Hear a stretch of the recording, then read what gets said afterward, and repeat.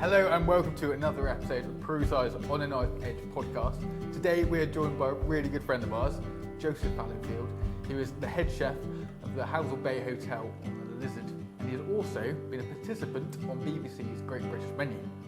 Mate, great to have you on. Good to be here. That's like really awkward out of the way now. Yeah, we can just chat. Although we've already been doing that for like an hour. Yeah, no. Previously Fall down the rabbit hole, don't you? A little bit. I think, starting off, what would you say kind of led you into becoming a chef, going down that route? Yeah, do you know what? I've answered this question like so many times during my career, and I think I always do like this really uninspiring, like, I just fell into it. And when I look back, I actually think I didn't really think that actually was the case. I think like I got a job as a KP, and don't get me wrong, that was like I just wanted the very first job I could possibly get. I wanted to earn money. I was bored as a young man, but like to be part of like a real high stress environment where kind of like you've got this team and everyone's pulling together to haul through it. I think it was the teamwork that pulled me in. I think like feeling like you're a piece of a machine, which is integral, or which is like creating value, and like really actually seeing that you're making a difference to something. Yeah, I think that's what it was actually. It's like just being part of that kind of like team. Yeah, like you know, I absolutely love that. You know, like even when everything is going wrong and people are shouting, you know, like especially like as a young person, just I'm there for it. You know, I love it. Did you not mind it too much at the start? No, I think honestly, it's like, quite intense, isn't it? Yeah, I think like it sounds like a really strange thing to say, but I think like my perception of having a job when I was like a child was that it was going to be like literally someone behind you with like a whip being like go. Right. And actually, you know, like actually just like working in a commercial kitchen wasn't quite like that. It was pretty close, but you know, like it wasn't. But no physical whip. No, that's what I mean. So for me, I was expecting much worse. But no, do you know what I didn't expect really was, I think you have, at the age of kind of 15, all you've got is school, and it sets a kind of really academic value on you, whether you're good or not. Whereas you go and work somewhere, you can actually see the difference you're making. Yeah, and I think like it's quite eye-opening. I think like suddenly you're with this team of people that are all older than you, but really, really like grateful that you're there and grateful that you're helping, grateful for everything you're doing. So yeah, I think that's actually what pulled me into it more than anything else. Did you then end up like going straight into your qualifications and all that? Yeah, no, I didn't actually. So again, this is kind of like coming back to school. I think I felt obliged. I think most people do. That I had to go to college. And like I'd got relatively good grades. I found school like learning easy. I just got really bored, and I thought because I'm good at learning academically, I should by default have to go into college. So I went to college and did A-levels. I did 3 different A-levels. I had probably no interest in whatsoever. But you just felt like it was the thing to do. Yeah, I felt like I had to do it. Yeah. It's like a box that you had to tick. Otherwise, you get like crossed off as being a dummy or something. Which I do think is really wrong, because I wasted 2 years of my life really, because I don't really have any interest in those 3 A-levels I did. They don't really not made my life better in any way. But after I did those, I kind of thought, I was at the same point where I was like, I feel like I have to do a degree, but I don't know what to do a degree in. And I thought I'm going to take a year off, because if I am going to move away, you know, like I'd like to. I was working in the kitchen at this point part-time, and I was like, I'd rather work as a chef whilst I go to university, maybe get paid more than everyone else because I've got a qualification. So I thought what I'll do is I'll do like an apprenticeship in chefing. And then I could be kind of like a professional chef whilst doing whatever degree I choose to do. Yeah. And then basically I did that MVQ. Again, like I really loved it. I just loved being part of a team and being helpful. So I actually did a degree in culinary arts after that, which kind of felt like a ticking both boxes. Nice. And yeah, you know, I absolutely love that. And I think the thing with doing the degree in something I actually cared about, it was really like, it was quite eye-opening in that you learn things that do genuinely matter to you, that, you know, like that actually do change your life for the better.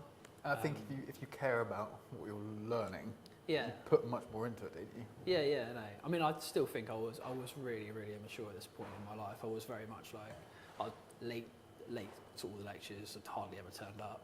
I was very much like, what's the deadline? And the day before I'll be doing whatever it was to get it. And again, I think it's like a very young person thing to do, to be like, I'm not there to get stuff out of it, I'm just there for the qualification. So I'll do the bare minimum. Just when it comes to the deadline, I will do it. But that is all I will do. And then I did. Yeah, so I finished doing that. And do you know what was really good about that was you kind of work with different industry professionals, not just actually cooking. I think that was just one day of my week. But you work with these sort of like professionals in finance, professionals in marketing, and HR. And every single one of those thinks that their department is the most important thing towards creating success. Every single one.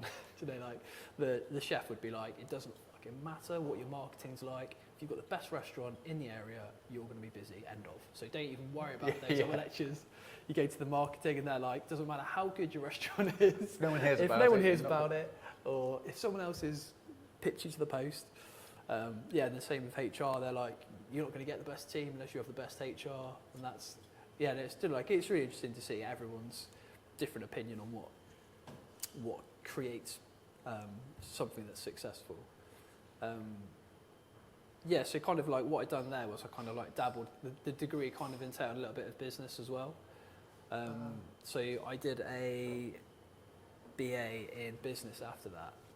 Just like it was like an extra year to get that one. So I did the extra year solely to get a degree in business. And then I finished that, and by this point I was working back in the kitchen. I'd kind of like dipped back in again. But yeah, I think at that point I'd kind of fallen into I'd worked in the same place then for like 8 years, got a bit complacent, and I'd been like, is this one job that I've got like representative of the entire hospitality industry? Is this everything it's always going to be? Yeah. And I was like a bit bored of that. And then I finished that degree and I went to work in France for a couple of years, but like snowboarding. So did a season. Yeah, did a season and then stayed there in the summer. Did another season. Stayed there in the summer again, and that was really eye-opening because like French suppliers for one, like are eccentric in all kinds of ways. Really? Yeah, like you kind of see how see why French people are like they are. You've really got to I think in the UK you get so acclimatized to stuff coming in and it being generally acceptable, but you have to proper argue with French suppliers. Some of the stuff we got delivered sometimes was it would be unusable, and you'd be arguing with the person about it. They'd be like, no, it's fine. I'm like, it's not fine. Oh my god! I remember at one point I had we had a whole sirloin delivered, and it was off. It was clearly off. Whatever it had been stored or however it hadn't been stored correctly and it was no good to use. And I just chucked the whole thing away and been phoned them up in a rage, as you do. I can't believe you've given us this, it's terrible. And they literally sent the butcher himself to come down because he was like, there is absolutely no way.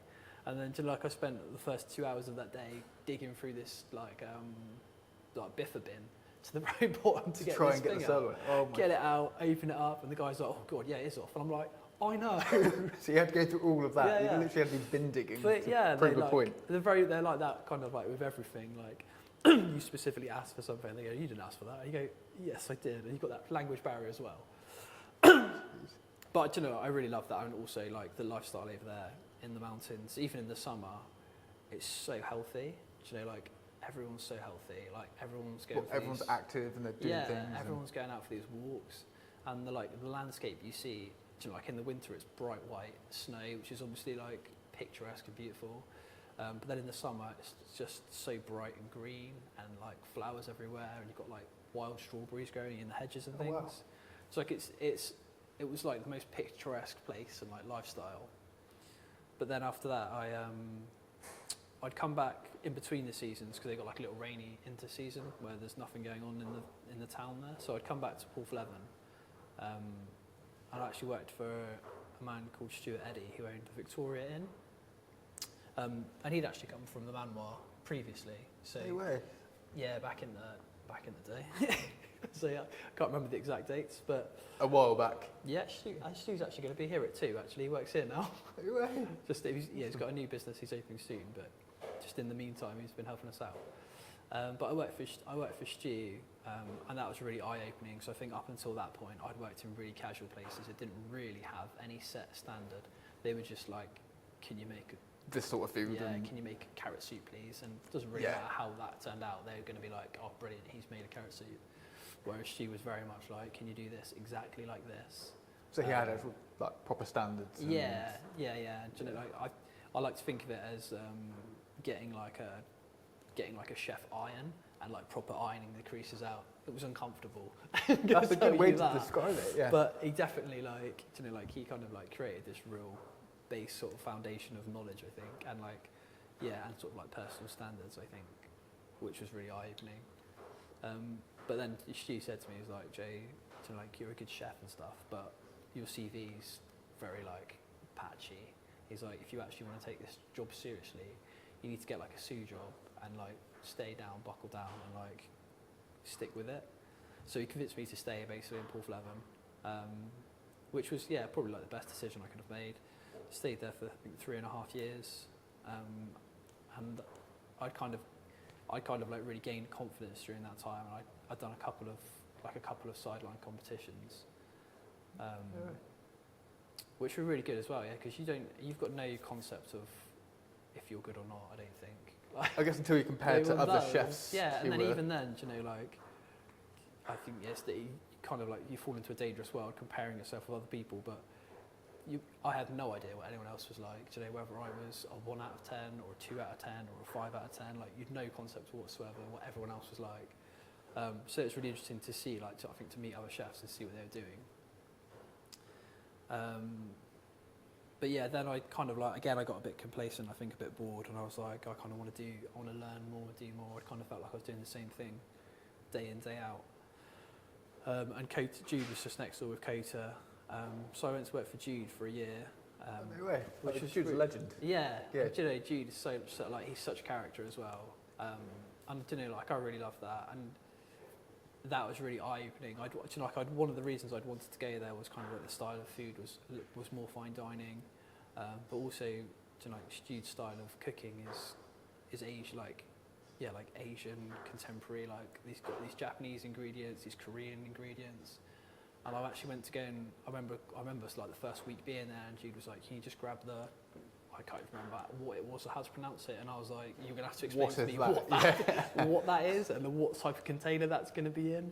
And it was really eye opening, I think. And I love Asian flavors as well now, and there's so many things you can get, and they're just like an instant, real strong hit, punchy like flavors. And I hadn't used seaweed at all until that point. So like the whole kind of umami taste was new to me. And that was that was just really, really, I think, insightful experience. And then I'd gone from there to work at the Elephant in Torquay, which again was like Simon Holstein. Yeah. And do you know what? It was absolutely amazing.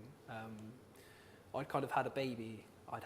My partner had a baby at the time, and I was travelling up there, working 5 days, and then travelling down. I stuck it out for about 6 months, but I was literally like dead on my feet, like dying. That's a lot, isn't it? Yeah, it was. And I come back, and obviously that's the only time you see your baby. So you're spending a lot of time. Kids aren't easy.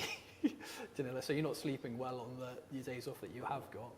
You're driving down, and I'd also as well, like we'd finish work on a Saturday night, I'd go out with the guys and have some drinks, and then Sunday morning first thing I'd be driving down to Cornwall, and then Tuesday it'd be a Monday night driving back, but I'm driving back, so I want to spend as much time in Cornwall as I can, so I'm driving back at midnight, 10 p.m. type thing. Oh, God. Shattered to begin with, but that was almost like another level of iron, like someone turning the iron up and just being like, I remember a service, and it was busy, and I remember looking at this piece of fish, desperately trying to keep up with the checks coming in, And I was just crisping up the skin on it. And I remember looking at it and being like, oh, it's not quite there, you know, but I'm absolutely swamped.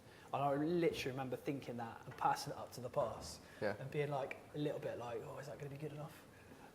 It wasn't, I can tell you that. What was the reaction? It was I think it was like... Passionate.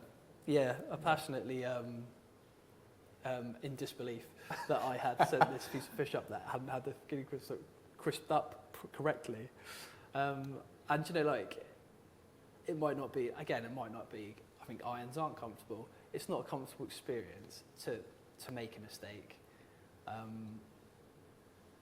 But you do need, like, it creates growth, doesn't it? I can tell you I didn't do that again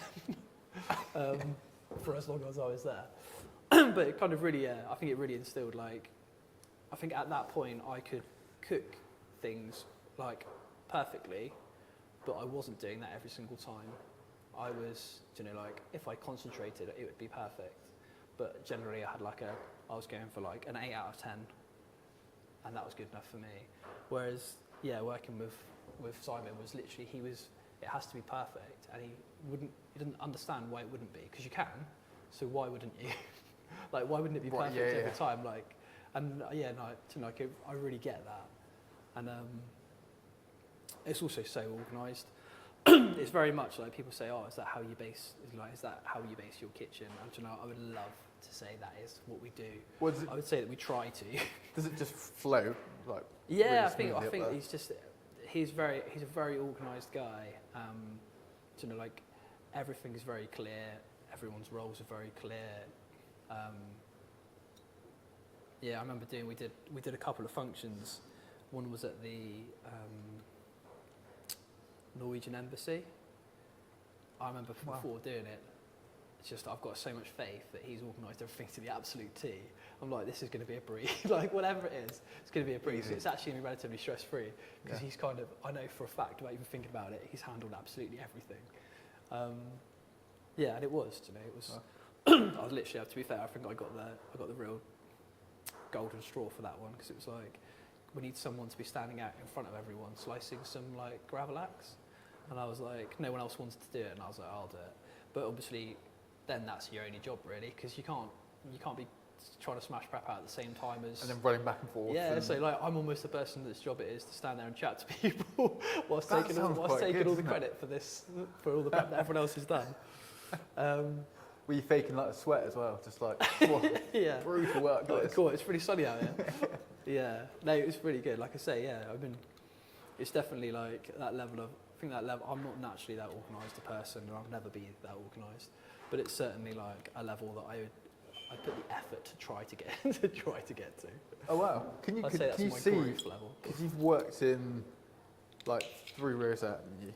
Yeah. Because Jude was 3 rosette. At the time, was he 3 rosette, 2 rosette? I think it was 2 rosette at the time. Did you see the difference between like 2 rosettes to like Michelin? Yeah, no, 100%. I mean, like I say, I think with the elephant, everything was perfect, and it was always perfect every single time, and everything was just very clear. There was no ambiguity in anything. It wasn't like, plate this a bit like this. It was like, this is exactly how it's plated. Oh, and it's off. This is exactly how this tastes. This is exactly how the ingredients for this. So yeah, and I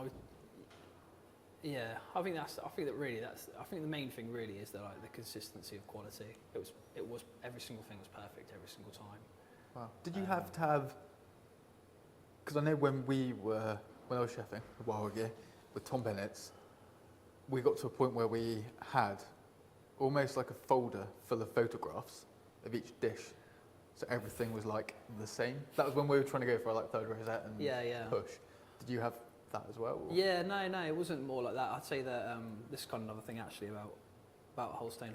My interpretation is he's in the kitchen all the time, and you feel like maybe he's not paying attention to what you're doing. I can tell you he's paying attention to what you're doing. Yeah.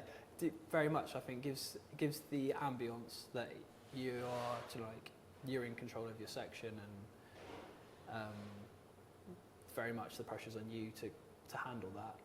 But I would definitely say that from afar, he knows what you're doing all the time. So he sounds very aware. Yeah, no, I have to say, hats off to him, because again, like, he's a very, very organised, clear, focused guy.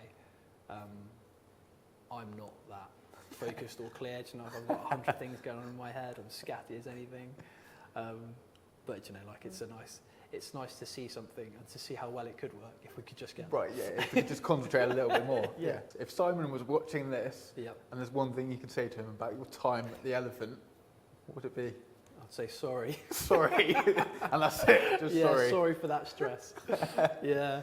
No, I mean, you know, like, I really loved it, and if there's one thing I could change, I would have stayed there for longer. You know, like, I was learning so much, and I think just like I say, like, that level of consistency is kind of like what he ingrains in everyone. And he is he's so knowledgeable about almost everything. If you've got a question about anything, he is always there. He's very much like, he wants you to do better, wants you to be better. That's really good.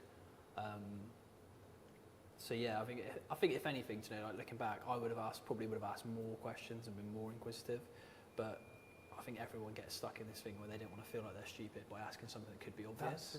So you're like, yeah, I'm just going to pretend I know how to make but something I've never heard of. Then you end up buggering it up. Yeah. And then that's when, because I've had the same where previously had, like, some chefs, head chefs, who, if you ask them any question, even if you're a commie and you just don't know everything, they would give you a really sarky answer, or like, you know, insult you. Shame that is. Yeah, and then after that, you're like, anywhere else you work, you kind of, like you said, you try and avoid asking and just try and get away with it, and then it doesn't really work out that well. Yeah. But would you, from that experience, would you recommend to other chefs to, I guess it depends what direction they want to go, but to try and get experience in these Michelin star places? Because you can do starters, can't you? Yeah, no, for sure. Absolutely. I mean, I think I look back on the kind of, like, the first 8 years I was a chef and think, how much did I learn in that period? Probably not that much. If anything, I would say do that first. Actually, do you know what? This is ironically a great example of that. But I spent the first 8 years of my Scottish chefing career at the same pub working. No complaints, but it was, you know, like, there's a limit to how much you can learn there. Yeah. The guy I was at college with, actually, on my MVQ level 2, he actually went to go and work at the Elephant straight after college. And then he went to work for Sat Baines, and then he went to go and work at Mamo. Wow. And then he worked his way up to the head chef at Mamo. And then he opened a 2 Michelin star place in Ireland. And I didn't know, I literally had no idea that someone from my class had done that. Let alone, like, the guy I was making jam donuts with, like, 10 years before. But I remember watching the Michelin Awards, and they were like, because I actually followed the restaurant on Instagram already, because I'd seen the dishes they were coming out with, and I was like, fucking hell, like, that is cool. Like, whoever this is, like, didn't know who it was. I was like, they're absolutely smashing it. Yeah. Then I remember watching the Michelin Awards, and they were literally like, they've won 2 Michelin stars after 3 months, and being like, oh my god, like, jeez, no one's ever done that. Yeah. And then literally the guy from my college class just walked up there, and I was like, get out. And then I googled it, and I was like, oh, literally what he's done there was, instead of working at a pub for 8 years, he's just started absolutely smashing it from day one. I've got an exact example of that. So when I was working at the Driftwood in St Agnes, Driftwood's Bars, really good pub, great beer. I was working with a chef there called Joe Flanagan, and back then our team, like, we did mess around a little bit, like, to party and all that. And then I think I left to pursue something. Didn't hear from him for a while. And then the last thing I found out, he's now sous chef at Noma. Like, it's insane. Crazy. But it shows, I think, if you have a focus and an intention of where you maybe want to take it, you can, like, go anywhere. You can grow quite quickly. I mean, I think chefing's one of those things as well. Like, if you are willing to put your head down and crack on with it, all of the best restaurants in the world, that's all they want. They want someone who's going to listen, try hard, and, you know, like, perform. Definitely. And also, I think going in with the mindset of, rather than just going into work every day and just do your tasks. Yeah. It's to go in with the mindset of like, how can I progress today? Yeah. And just always trying to learn and trying to be better. Yeah. This conversation's getting deep. Yeah, no. So after your stint at the Elephant, Yeah. did you then come back? Yeah, you said you came back to Cornwall. Did you come straight here? So or? no, it was straight here. Yeah. So I kind of like I'd done that. You all right? Yeah. So I'd kind of like I'd got to the point then where I thought, do you know what? I'd like to do my own thing. Do you know, like I'd like to be a head chef now. Give it a crack. And I think it's hilarious because everyone says the same thing. Thinks the same thing. I think, and they think the hardest bit about being a head chef is going to be coming up with the menu and the dishes and being like, this is how we're going to do it. Yeah. I thought that's going to be the hardest bit. I'm going to get this team of like 4 to 5 young chefs that just absolutely bounce off every single thing I say. Yeah, smash it out. And smash it out of the park. And that is not how it works. No? You know? I reckon it took me at least 3 years here to build a team that were kind of like creating food that we were actually happy with ourselves. It was kind of like firefighting until that point. So yeah, I did spend the first year was such an eye opener. And I remember Simon Holstein saying to me, like, man, a few words when it comes to stuff like that. He was like, just keep it simple. He was like, all we need to do is keep it simple. Yeah. And I was like, yeah, I'll keep it simple, but yeah. 15 elements on the dish. So you've had Michelin experience. Yep. And been at the Housel Bay. You were also on BBC's Great British Menu. Oh yeah. Let's get into that. Yeah, let's get into that. What happened with the whole process of it? Yeah. Don't they approach you like you can't apply for it? Yeah. Do you know what's really funny actually? Because we kind of like just before this, we'd got the news that we'd just been entered. I think in November, we'd got entered into the Michelin Guide, and we just won that 3rd rosette, which we were kind of like real desperate for since the beginning of time. And I was like, oh, do you know what would be the absolute like icing on the cake? I said, GBM phone up and be like, can you do that? You were saying that? Yeah. And then literally like 2 weeks later, and I thought they were taking the piss out of me in the office, and they were like, oh, a guy from the BBC's just called. It says from Great British Menu, just wants to chat about like if you'd be interested. I was like, oh what? God. So yeah, obviously I said to speak to him on the phone, extremely enthusiastic. I'd absolutely love to do that. I've always watched the programme. Keen as mustard. And then, some of the things I didn't expect was I think this was like early spring when they mention it. Then by the time you find out that you're definitely doing it, it's kind of like early summer, and then you've got like a month. I think it's like a month to get your menus together, and then a month to get the recipes together. And this is August, kind of like it was like July, August time. Peak season. Yeah. So. I mean, trying to squeeze all that in was really difficult. Like it's a practical like it's logistically hard to do that whilst running a kitchen in Cornwall. And I suppose as well, do summer. you have to go up to London quite a bit to film bits? No. So they actually don't do any filming until literally the very first day. So right. So that wasn't an issue, but trying to find trying to get an idea together. A recipe together, like the props together, like the concept together, because you've got to do it for starter, everything like starter, main, fish, pre-dessert, dessert, and an amuse-bouche, and like it's like an environment you've never been in, so you don't want to overshoot it because you don't know how much you could possibly get done. And I've worked in other kitchens before, and it's like starting a new job where you don't know where anything is, and you're like, oh my god, what would take me 10 minutes is taking me like 40 minutes. So that was, I think that's quite one of the mistakes I made really, is I tried to not do too much because I didn't want to be that guy that was sinking like the Titanic. Yeah. Like, oh my god, And then can't actually put anything up on just get a past. ladle. Yeah. But do you know what? I actually I would, if I was to do it again, I'd put more effort into like the whole concept type thing. But I think the very first time, I was very much just a state of kind of anxiety that I was going to do something that was too technical, So and then ambitious. And and then just it all go to shit. Do you know, like I'm pretty happy that when I did do it, everything actually came out exactly as I wanted it to come out. You know, you can be disappointed with the score you get for it, but I would have been more mortified had I done something and it hadn't worked properly. And it wasn't up to your standard. Yeah, exactly. Do you know, kind of like, I think what I kind of struggled with the scores obviously was like aligning it with the concept. So I think it's better I'd rather have got scored down for that than for them to try it and be like, I actually think this is gross. If you know what I mean? Yeah, I get you on that. Do you know, like, I really love those dishes that I did.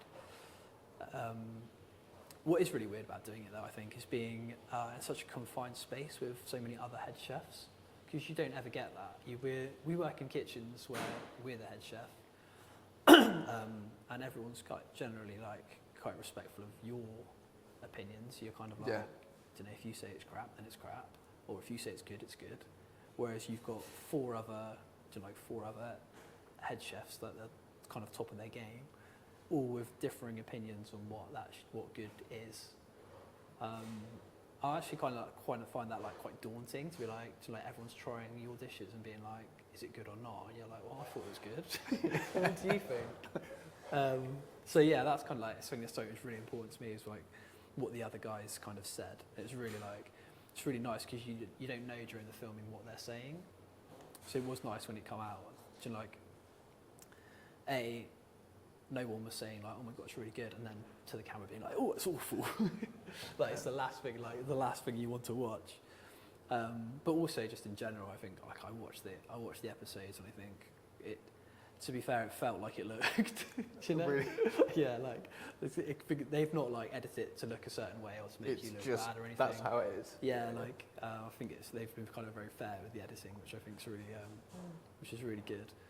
But yeah, if I was to do it again, I think I'd put a lot more effort into these like kind of concept development things. What, just take a bit more of a risk and just... Yeah, sorry, that's the main thing I was going to say was I was finished so early with each of the dishes. And obviously someone plates first, so if you're plating last, you've got a lot more time than the person that plates first. And I think I was plating first on the second course, and even then I was finished so early, and I was like, you don't realise how helpful it is for the people that work in their back of stage getting everything ready for you. So you aren't ever looking for equipment, you're not ever looking for an ingredient, it's all like literally all weighed out for you, all on hand. So you can do, like I think the first course I finished like 40 minutes early or something, and then the second one was like 30 minutes early. And you only got 45 minutes, I think, for the second one, so kind of like shows you how much time you could have had to do more. But yeah, like I said, I think I had this kind of like overarching concern that I was going to try and bite off too much, and then just be a bit of a disaster. Be a huge mess, like stuff boiling over and I don't know, a small fire in the corner, and everyone just pointing and laughing at me. Whilst you're crying and look at him fail. Yeah. So yeah, no.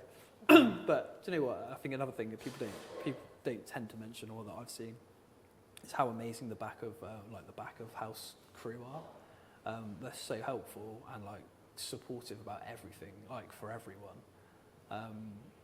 I've heard that a few times actually. Yeah, no, they're really crew themselves good. are really nice. Yeah, they help out a lot. And I think there's also like there's a similarity between like camera crew and chefs, like the two industries. Really? Because they're quite politically incorrect, maybe rustic. How you'd explain that? But like rough around the edges. So like you could kind of like naturally, like I remember getting back to the hotel and just sitting at the bar and being like, Jesus Christ, like what day? And like they're almost the same, and they say like even though they work with cameras all day long, they're like they couldn't think of anything worse than being the one on the other side of the camera. They're like it's a terrifying concept. And I get that because it is, like I said to you earlier, the first day's filming and like they point a camera at you and they say please just tie your apron together. I seem to fuck that up like 3 times in a row, and you think I can tie an apron. Like I'm pretty confident, I'm pretty good at that. But still, put a camera on me and I can't do it. For anyone potentially watching this who might be hoping to get on or has already been approached, what advice would you give them? Yeah, I mean, like I say, I think that I really suffered with like the alignment of the concept. So you definitely like get some real clear alignment between the concept and the dish you're doing. I mean, practice goes without saying. Every time you speak to anyone, they say like, you just practice. But yeah, I'd say like actually just push yourself a bit harder. Do you know, like I thought that I'd be getting swamped because I was in this kitchen that I'd never been in before. But as it turned out, actually, I had loads of spare time. I could have done more. So yeah, push yourself a bit harder. To finish things off, think of this as like the petit four of the podcast. Yeah. What would you say in your career has been your proudest moment? Coming on here, great. yeah. When you messaged me last night. Yeah, it was kind of last minute, wasn't it? No, do you know what? I was talking to my wife about this yesterday actually, because she was like, "Oh, is it like a 3 rosette that's all getting into the Michelin guide?" So like all things that like I've really wanted to achieve in my life. And it's weird when you do get those things because you're like, "Oh, I spent so long trying to get that," and then you get it and you're like, "What's next?" Not that you really have to, but yeah. Divulging here, digressing, sorry. But no, my daughter actually, bless her, I remember she literally said to me, she'd watch DVM and then she'd come back and she was talking, like a couple of her friends had been talking about it or something, and she literally was like, came up to me after school and was like, "Dad," she's like, "I'm really glad that you're my dad." And I was like, you have to walk off and be like, "I just need a minute." Yeah, so no, I think that definitely. Oh, wow. Love to be like that. Well, to know that you're doing a good job on that. on that and front. you're proud. And Yeah. That's awesome. So what, that's a really good thing to end on. Very positive, slightly emotional. Mate, thank you very much for coming on. No, Really thank appreciate you. it.